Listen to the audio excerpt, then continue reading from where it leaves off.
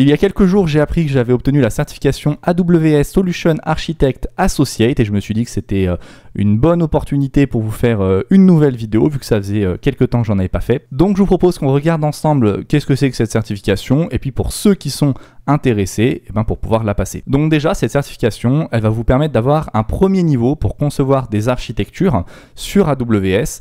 Donc ce que j'ai bien aimé, c'est que ça rentre quand même dans le détail. Il faut avoir la base. Donc si vous avez jamais trop entendu parler d'architecture, si vous n'avez jamais fait de on-premise, si ça vous parle pas trop tout ça, je pense que ça peut être compliqué de la passer parce qu'il faut déjà avoir une base en informatique avant, comprendre un peu comment fonctionne le réseau, le système, les architectures, comment tout ça, ça fonctionne, voilà. Et puis l'autre point, c'est qu'elle est vraiment orientée opérationnelle. Donc moi j'ai vraiment apprécié ça, c'est-à-dire qu'une fois qu'on a la certification, on a au moins les bases pour se débrouiller sur AWS, pour mettre en place des architectures, pour comprendre les architectures, les faire évoluer, etc. Donc c'est une première étape, on est d'accord, c'est la associate, c'est pas la professional, mais j'ai vraiment apprécié le fait que ce soit vraiment orienté professionnel. Alors maintenant, je pense que si vous êtes venu sur cette vidéo, c'est que vous en aviez déjà entendu parler de cette certification et que ça vous intéresse peut-être de la passer. Donc je vais vous donner plein de petits conseils, de petits tips. Je vais vous raconter comment moi je l'ai passé, combien de temps ça m'a pris, combien de temps j'ai révisé, les ressources que j'ai utilisées. Donc comme j'ai dit juste avant, je pense que c'est intéressant d'avoir une expérience sur du on-premise, de comprendre un peu comment fonctionnent les serveurs, etc. Parce que sinon on peut vite se retrouver bloqué à pas comprendre certaines notions qui vont être vues dans la certification. Donc déjà, premier point, comprendre un peu comment fonctionne le système, le réseau, peut-être les découpages des services, des microservices, un peu les conteneurs, comprendre un peu toute cette différence. Et puis après, on s'attaque au cloud, donc avec notamment cette certification qui va vous permettre d'appréhender une bonne partie des services sur AWS, enfin une bonne partie, il y en a vraiment énormément, mais des services principaux, on va dire. Donc au niveau de la préparation, ce que je vous recommande, c'est de prendre votre temps. Ça va dépendre de vos objectifs. Moi, je sais que je m'étais fixé un objectif en termes de timing. Je vous conseille quand même de fixer ce genre de choses parce que sinon vous allez prendre trop de temps. Et aussi de vous fixer des heures dans la journée. C'est-à-dire, aujourd'hui, je vais réviser 1 heure, 2 heures, 3 heures, je vais suivre le cours, etc. Donc moi, mon rythme, j'ai commencé en juin à vraiment tryharder la certification, sachant que quand je vous dis ça, c'est pas totalement vrai parce que j'ai eu l'opportunité de parler avec des professionnels d'AWS, de parler avec des formateurs, d'échanger avec des personnes, de regarder un peu des vidéos. Donc j'avais déjà, avant de commencer, une petite vue sur ce qui se faisait sur AWS et surtout avant de commencer, chose que je vous recommande de faire, j'avais regardé un cours qui devait durer je crois 6 heures. J'avais regardé ça sur Cloud Guru, un cours sur la toute première certification qui est Cloud Practitioner et qui va faire vraiment un tour de tous les services AWS. Donc ça m'a permis quand même, quand j'ai commencé la certification, à voir un peu ce qu'était un EC2, route 53, etc. Donc ça, je vous recommande de quand même faire un petit tour d'horizon si vous voulez pas être perdu dans les cours, parce que vu qu'il y a quand même des services qui vont des fois s'entremêler, eh ben, ça peut être intéressant de savoir quand même de quoi on parle, dans quel contexte on est, etc. Donc j'ai commencé en juin et j'ai pris un cours sur Udemy qui est le cours de Stéphane Marek, que je vous affiche là à l'écran. Je vous mets tous les liens, de toute façon tous les liens seront dans la description.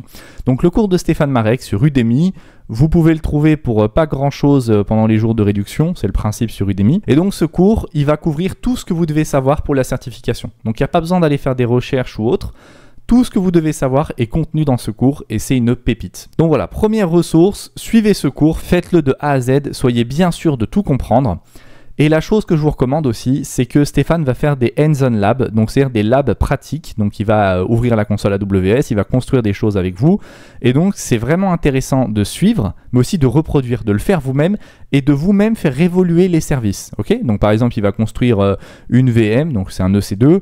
Eh ben, vous allez la faire évoluer, vous allez rajouter des choses, comme ça vous allez un petit peu toucher à toutes les options. Et ça c'est extrêmement important parce qu'il ne s'agit pas juste de comprendre quel service fait quoi. Il faut aussi avoir les options en tête, il faut comprendre les limites de certains services. Okay, donc ça, on va vous tester sur ça dans la certification et c'est extrêmement important de comprendre ce que font les services, quelles sont leurs limites, quelles sont leurs fonctionnalités, pourquoi un service est mieux qu'un autre. Ok, ça c'est très important. Des fois, c'est possible d'avoir plusieurs solutions qui vont être bonnes. On va vous proposer des solutions et toutes les solutions seront finalement assez bonnes, mais on va vous tester sur la capacité de savoir quelle est la meilleure solution. Et sans pratiquer, eh ben, vous ne pourrez pas savoir. Donc voilà, suivez le cours de Stéphane pour la théorie, il fait un peu de pratique, faites la pratique avec lui et une fois que vous avez terminé le cours, continuez à faire un petit peu d'infrastructure ou même à côté pendant le cours, une fois que vous avez terminé des sections, par exemple la section sur les EC2, sur les buckets S3, etc. Et ben vous pratiquez, vous faites plein de tests et donc comme ça, vous aurez un petit aperçu des limites des choses. Une fois que ça c'est fait, vous allez enfin pouvoir vous entraîner pour la certification. Et là, ce que je vous recommande, c'est les QCM de Tutorial Dojo. Tutorial Dojo, c'est une plateforme qui ressemble un petit peu à Udemy finalement. On va vous proposer de vous vendre des cours, des bouquins, des exercices, etc. Plein de choses. Et moi, ce que je vous recommande, c'est les exercices QCM. Je vous mets le lien dans la description, pareil. Ça coûte à peu près le même prix qu'un cours sur Udemy. Vous allez avoir plein d'exercices. Vous allez avoir des exercices qui vont être timés, comme la certification. Vous allez avoir des exercices où à chaque question, on va vous corriger et on va vous donner la réponse. Toutes les réponses sont extrêmement détaillées, mais vraiment. C'est-à-dire qu'on ne va pas juste vous dire « ouais, ça c'est la bonne réponse ». On va vous donner la bonne réponse, on va vous dire pourquoi les autres sont fausses avec tout le détail, pourquoi celle-ci est vraie, on va faire un rappel du cours. Vraiment, les réponses sont extrêmement complètes. Vous allez passer peut-être 5 minutes sur chaque question à voir pourquoi elle était bonne, pourquoi elle était fausse, etc. Et il va vous donner des liens qui vont vous rediriger sur les documentations AWS avec tout le détail. Donc ça, vous allez pouvoir tout explorer et c'est là où vous allez passer le plus de temps. Une fois que vous aurez fait le cours de Stéphane, vous allez passer énormément de temps à vous entraîner. Donc, on a des questions qui vont être timées, des questions en mode review où à chaque question, on va vous donner la réponse. Vous avez des catégories de questions, donc par exemple des questions uniquement sur les EC2, uniquement sur les load balancers, etc.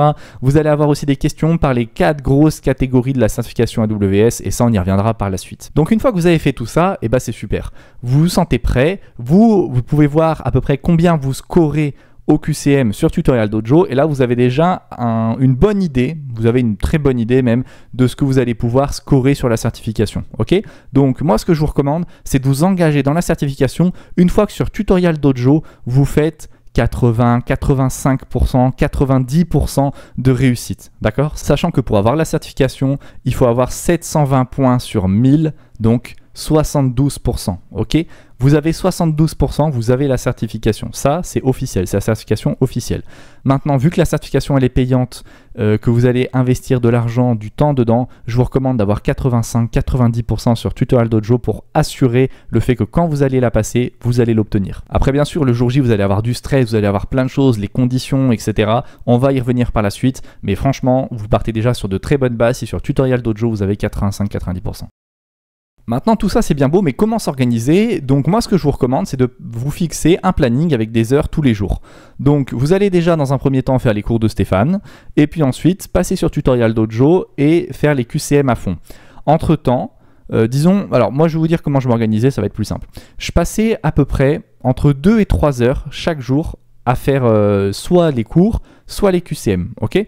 Donc les QCM, ça va très vite à faire 2-3 heures parce que ça prend énormément de temps. Les cours 2-3 heures, ça peut sembler long et des fois c'est très très long. Donc il faut savoir quand faire une pause, quand reprendre et puis des fois faire un break, ok? À côté de ça, ce que je faisais, c'est que j'écoutais beaucoup de podcasts qui parlaient d'AWS. Je regardais beaucoup de vidéos de personnes qui montaient des architectures sur AWS et surtout, dernier point que je vais vous donner et que je pense qui est extrêmement important, c'est que j'ai rejoint un Discord d'une communauté AWS dans laquelle les membres posaient des questions, avaient besoin d'aide et même si j'étais novice, et je le suis encore finalement novice sur AWS, eh ben j'essayais de répondre, j'essayais d'aider et en fait je voyais des use cases qu'en temps normal j'aurais jamais vu. C'est-à-dire que des gens qui montaient des projets avec toute la complexité d'un projet ou alors des fois c'est des questions toutes simples et en fait c'est des questions que des fois on ne va pas avoir, on ne va pas se poser et en essayant d'aider les autres, eh ben c'est là où on va le plus apprendre. En essayant d'expliquer aux autres comment fonctionnent certains services que vous avez appris, eh ben c'est là où vous allez le plus apprendre. Donc pareil, je vous mets un lien d'invitation de ce Discord dans la description, vous pourrez cliquer, c'est dans Technical Help, quelque chose comme ça. Il y a des gens qui posent des questions, vous allez voir, le Discord est vraiment bien fait, tout le monde est super sympathique dessus, c'est international, c'est super. En parlant d'international, toutes les ressources que je vous ai données sont en anglais. Bon, normalement, ça ne devrait pas vous choquer parce que finalement, en informatique, beaucoup de ressources sont en anglais, mais pour l'examen, vous avez la possibilité de le passer en français. Et donc là, vient la question de est-ce que je passe mon examen en français ou est-ce que je le passe en anglais? Personnellement, je l'ai passé en anglais. Pourquoi? Déjà parce que vu que tous les termes sont en anglais, c'est beaucoup plus facile à comprendre. Parce que je pense que la traduction anglais-français, des fois, est un peu compliquée à comprendre parce qu'on a l'habitude de lire tous les termes, toutes les expressions en anglais et traduire des choses qui sont du langage technique de l'anglais au français, ça peut porter à confusion. En tout cas, pour ma part, c'était le cas. Un autre avantage qui est indéniable, c'est qu'en prenant la certification en anglais, vu que vous êtes français, vous bénéficiez de 30 minutes supplémentaires. Donc quand vous allez booker, juste avant de booker la certification, vous allez faire une demande pour obtenir ce temps supplémentaire qui vous sera accordé. Il n'y a pas de choses à faire en plus, il faut juste faire la demande. Donc c'est toujours bon à prendre 30 minutes supplémentaires. Même si personnellement, j'en ai pas ressenti le besoin, j'ai terminé l'examen 40 minutes avant parce que vous allez voir quand vous allez beaucoup vous entraîner avec Tutorial Dojo, vous allez avoir l'habitude de négocier avec le temps et au final vous allez être tellement préparé que vous n'en aurez pas besoin. Mais mentalement, c'est quand même rassurant de se dire qu'on a 30 minutes supplémentaires pour se relire, pour tout revérifier, pour être bon et être dans les clous. Et ensuite vient le jour de l'examen. Donc vous allez prendre une date pour passer cet examen et vous aurez deux choix à faire. Est-ce que vous le passez en centre, donc en centre physique, il faudra vous déplacer. Alors déjà, il faut savoir s'il y a un centre qui est près de chez vous et quelles sont les dates. Moi par exemple, j'habite à Lyon, la prochaine date était fin octobre, donc ça m'allait pas, sachant que j'avais commencé en juin et je voulais passer l'examen en août. Ensuite, la deuxième solution, c'est de le faire à distance. Donc si vous le faites à distance, là c'est beaucoup plus flexible, vous avez des dates d'examen tous les jours. Moi, je l'ai passé un dimanche, par exemple, et vous en avez presque à n'importe quelle heure. Vous pouvez le passer à minuit, dans la nuit, très tôt le matin, en fin de journée, quand vous voulez. Donc ça permet de le passer quand vous voulez, dans des bonnes conditions, vous préparez tout. Il faudra juste savoir que le jour de l'examen, il faudra que votre bureau soit vraiment clean, c'est-à-dire pas de câbles qui traînent, pas de bouquins, pas de notes, pas de choses, voilà, pas de choses qui vont vous permettre de tricher. Donc il faut que votre bureau soit vraiment clean pour que la personne qui sera à l'autre bout puisse vérifier qu'il n'y a aucun moyen que vous puissiez tricher. Donc voilà, il y a plein de restrictions, ça vous sera expliqué, c'est plutôt bien expliqué. Le process pour passer l'examen est vraiment super bien fait. C'est pas AWS qui le fait passer, c'est, je crois que c'est PersonView. Donc voilà, c'est très bien fait. Vous avez une personne qui va vous parler en anglais, elle va vous demander de regarder votre table, ce qu'il y a aux alentours, etc. Moi, j'ai pas eu de soucis, ça s'est tout très bien déroulé, la personne était très sympathique, ça a pris quelques minutes et c'était réglé. Donc voilà, ça c'est mon petit retour d'expérience parce que des fois j'ai vu qu'il y a des gens qui ont eu des soucis, donc je pense qu'il faut bien prévoir à l'avance, tout enlever ce qu'il y a sur son bureau, juste mettre un ordinateur, un écran à la limite, et puis ensuite voilà, termine. Donc ça vous pourrez voir. C'est assez simple et puis vous aurez tout, ils vont vous donner des PDF où tout vous sera expliqué, donc il n'y a aucun moyen de se rater à part si vous avez plein de choses autour, auquel cas vous pourrez peut-être, je sais pas, trouver des draps ou autre pour y recouvrir si vous avez des étagères, je sais pas, ça peut poser souci, moi c'était pas le cas. Voilà, je vous dis juste que c'est des retours que j'avais eu quand je m'étais renseigné. Et puis ensuite, vous passez l'examen, vous vous donnez à fond, vous vous dites je me donne à fond, et puis c'est parti quoi, vous faites l'examen, vous donnez à fond. Maintenant, une chose sur laquelle j'aimerais vraiment m'exprimer, c'est que il faut pas penser qu'à la certification. C'est-à-dire que la certification, c'est vraiment la cerise sur le gâteau.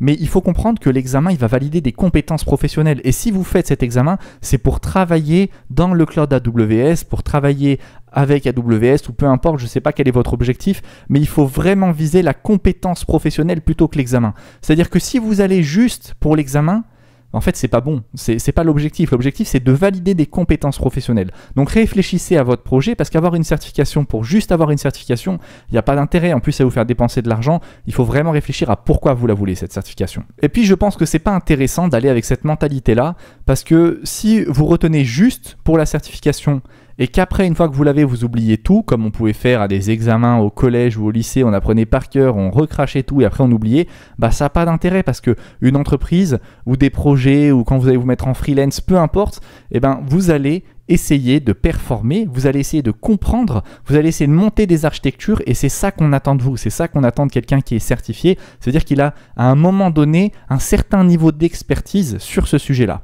Donc vraiment donnez-vous à fond, mais donnez-vous à fond pour comprendre comment ça fonctionne, pour comprendre le cloud, pour comprendre les services. Voyez plus loin, imaginez des projets, montez des petits projets à côté. Moi, depuis que j'ai tryhardé AWS, j'ai passé plein de petits projets que j'avais sur des cloud providers ou chez moi sur mon Raspberry et au final, je l'ai passé sur AWS parce que je me suis rendu compte qu'il y avait plein de choses qui étaient géniales à faire. J'ai découvert plein de services auxquels j'aurais jamais eu accès, du machine learning, de la redondance, de la haute disponibilité. Bref, il y a vraiment plein de choses à faire sur AWS et vous allez voir, c'est super. Donc vraiment, partez avec cet état d'esprit, mais partez pas juste de je vais avoir la certification et parce que je passe la certification, je vais avoir du boulot. Ok, c'est vraiment pas comme ça. Il faut vouloir y aller. Il faut se donner à fond, il faut viser les compétences professionnelles et pas que la certification, parce que la certification en elle-même, c'est juste un bout de papier qui atteste qu'à ce jour-ci, vous avez réussi à répondre aux questions. Mais il faut être passionné, il faut continuer. Passer la certification, mais si pendant un an, vous ne faites pas d'AWS, vous n'êtes pas passionné ou autre, ça va servir à rien. Donc réfléchissez bien, ce qui prime, c'est les compétences. La certification, c'est la cerise sur le gâteau, c'est le fait de pouvoir dire, bon voilà, j'atteste que j'ai au minimum ces compétences sur AWS, et donc pour un employeur, pour un client, pour peu importe, il va se dire bon bah voilà, il a au minimum ce niveau-là de compétences sur ce cloud provider. Mais après, il n'y a rien qui vous empêche d'avoir encore plus de compétences, d'être encore plus compétent et de savoir exactement de quoi vous parlez. Donc réfléchissez en termes de compétences et pas en termes de certification. Voilà, c'est un petit peu le petit disclaimer parce que c'est vrai que des fois on peut voir des gens qui vont passer des certifications juste pour avoir le bout de papier, et c'est dommage parce que c'est vraiment les compétences qui vont primer. Voilà, bon, je pense que vous l'avez compris, je ne vais pas m'exprimer plus que ça sur le sujet, mais je pense que vous avez compris le point où je voulais aller. Donc pour résumer, soyez prêts le jour J. Pour être prêt le jour J, essayez de bien comprendre les concepts et de pas juste apprendre. La deuxième chose, c'est faites des Zenson Lab de votre côté, donc des examens pratiques, pas des examens, des laboratoires pratiques. Donc voilà, donnez-vous à fond, faites des laboratoires pratiques, montez des petits projets, testez les limites des services. Et la dernière chose, c'est que pour l'examen, donc là vraiment pour l'examen, le fait de s'entraîner sur Tutorial Dojo, de faire des examens blancs, et ben là ça va vraiment vous booster. Et en plus de ça, vous allez découvrir plein de services. Vous allez découvrir, alors non pas des services, mais des limites de services et comment vous allez pouvoir mettre des services ensemble. Comment vous allez pouvoir faire une chaîne, comment vous allez pouvoir concevoir une architecture qui soit cohérente avec des services qui se suivent. Une fois que vous avez passé la certification, généralement vous recevez 24 heures après le résultat. Moi en tout cas c'était le cas. Donc j'ai reçu le fait que j'avais réussi de Credly. Donc Credly, c'est la plateforme sur laquelle AWS héberge votre badge. Donc AWS et généralement presque toutes les certifs de la tech utilisent cette plateforme. C'est une plateforme où vous avez un profil, vous pouvez linker votre profil et vous pouvez voir les badges des autres personnes. Donc je vous mettrai mon lien de Credly dans la description, vous pourrez voir à quoi ça ressemble. Donc moi j'ai reçu les résultats de Credly avant d'avoir la confirmation d'AWS. Une fois que vous avez la confirmation d'AWS, vous pouvez télécharger un PDF et dans ce PDF, vous avez globalement deux choses, à savoir votre pourcentage. Donc moi j'ai validé l'examen à 82, je sais plus combien, 82%. Et puis ensuite, vous avez avec un système de couleurs sur les 4 grands principes d'AWS. Ah oui, donc d'ailleurs je vous ai dit qu'on parlerait de ces principes AWS, donc là je viens de les prendre sous les yeux. Donc dans la documentation officielle, pareil, je vous la mets dans le lien de la description. Ils disent donc les 4 grands domaines. Donc vous avez designer une architecture sécurisée, designer une architecture résiliente, designer une architecture haute performance, et puis designer une architecture avec donc cost optimized, donc avec un système de coûts optimisés. Voilà, donc pas prendre des services qui vont trop consommer pour rien et qui vont faire payer énormément alors qu'on ne les utilise pas à leur potentiel maximum, ou alors qu'ils ne sont pas adaptés pour ce qu'on veut faire, qui sont trop gros. Donc voilà, je vous mets tous les liens dans la description concernant tout ça, vous allez pouvoir vous entraîner. AWS vous met même un petit exemple d'examen gratuit, comme ça vous pourrez voir un petit peu à quoi ça ressemble l'examen. Il faut savoir qu'une fois qu'on a passé la certification, on a interdiction de donner plus de détails que ça sur l'examen, donc on ne peut pas vous donner les questions qu'on a eues, on ne peut pas vous donner des exemples de questions, etc. Ça, c'est une charte qu'on signe avant de passer l'examen, donc tout ce qui s'est passé, toutes les questions qu'on a eues, tout ce qui s'est passé pendant l'examen, ça doit rester secret entre guillemets. Voilà, c'est pour permettre aussi que la certification continue à avoir une vraie valeur professionnelle et que pas tous les gens qui la passent mettent toutes les questions et les réponses sur un GitHub ou autre, sachant que c'est pareil, une fois qu'on a passé la certif, on n'a pas le détail d'où on a eu faux. C'est-à-dire qu'on a le détail dans les 4 catégories que je vous ai données pour savoir où est-ce qu'on a penché ou pas, mais par contre, on n'a pas telle question j'ai eu faux et la réponse de cette question. Voilà, ça on l'a pas. Donc voilà, encore une fois, c'est pour éviter de tricher. Donc voilà, et puis une fois que vous avez la certification, ben voilà, vous recevez le mail, vous allez être super content. Moi j'étais extrêmement heureux de recevoir ce mail, j'étais très content de l'avoir validé. Après le nombre d'heures que vous aurez passé à faire tout ça, vous allez être super content, vous allez découvrir votre score, vous allez tout découvrir, et puis c'est super. Et puis dans le cas où vous l'avez pas, et ben écoutez, c'est pas grave, vous retentez, et puis c'est comme ça, vous retentez, vous vous donnez à fond, et puis vous réessayez de la passer. Dans tous les cas, c'est une certification, c'est du bonus, on va dire. Voilà, il faut apprécier, c'est finalement juste un peu de la passion, et puis voilà, vous allez faire ça, vous allez la repasser, et puis à un moment vous l'obtiendrez. Et puis si vous l'avez pas eu, bah, c'est juste que vous aviez peut-être pas forcément compris tous les services et tout comment ça fonctionnait. Et bah, c'est pas grave, vous allez la repasser par la suite et puis vous l'aurez la prochaine fois. Donc il faut avoir cet état d'esprit. Faites-vous plaisir quand vous passez la certification. Je sais que c'est facile à dire, moi j'étais extrêmement stressé également, mais vous allez voir les 2-3 premières questions, vous allez être stressé, puis après vous serez à fond dans la chose. Ça va bien se passer, vous serez sur votre ordinateur, vous allez passer la certification. Je suis persuadé que si vous faites ce qu'il faut, vous l'aurez cette certification. Vous allez sur le cours Udemy, Tutorial Dojo, vous pratiquez à côté, vous écoutez des podcasts de YouTube, vous participez sur des Discord à de la WS et vous allez la passer cette certification, j'en suis persuadé. Si vous avez des questions ou des choses que j'ai pu oublier de dire dans cette vidéo, n'hésitez pas à mettre des commentaires en dessous de la vidéo, j'y répondrai avec plaisir. Et puis vous pourrez me dire aussi si ça vous intéresse qu'on fasse une petite vidéo découverte AWS, donc je vous emmène sur la console, je vous présente un petit peu les services, je vous présente un petit peu tout ça. Si ça peut en intéresser quelques-uns, peut-être faire une vidéo qui pourrait durer peut-être 1 heure ou 2 où je présente un peu les certifs AWS, pas les certifs, pardon, les services AWS, etc. N'hésitez pas à me le dire. En attendant, on se retrouve dans une prochaine vidéo et puis d'ici là, portez-vous bien.